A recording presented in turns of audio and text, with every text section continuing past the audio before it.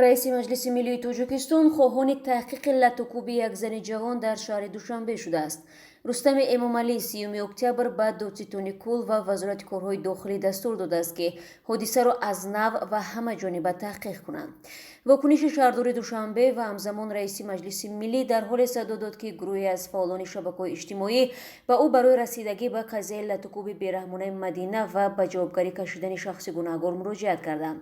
به گفته آنها آخر ماه اوگوست مدینه از سوی همسری مرد همکارش که او را با شوهرش رشک کرده است بیرحمانه اذیت و شکنجه شده است. جبردیده تا هنوز در حالت وزنین در بیمارخانه بوده است و دکتران گفتند احتمال نجات یافتنش کم است. فعالان حقوق زنان از آن نگرانند که زن گمانبر عفو و از جوابگری آزاد شده است.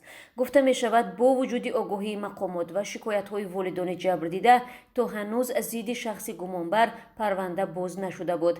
برخی از منابع آگاه در صحبت با رادیو آزادی گفتند گمانبر شدگان از خانواده بانفوذند. در واکنش رئیس شهر دوشنبه به مراجعت فعالان گفته شده است که تحقیق این قضیه از جانب مقامات حفظی حقوق به انجام رسیده بود و با تطبیق قانون درباره عفو آغاز کار جنایتی رد کرده شده است.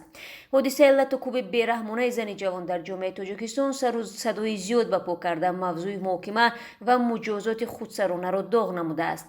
به گفته تحلیلگران از بس که پلیس، دادستانی و مقامات دیگر وظیفه خود را درست اجرا نمی کنند، جبردیدگان و دادخواهان مجبور می شوند در چنین حالتها به امامعلی رحمان و فرزندان او مراجعت کنند.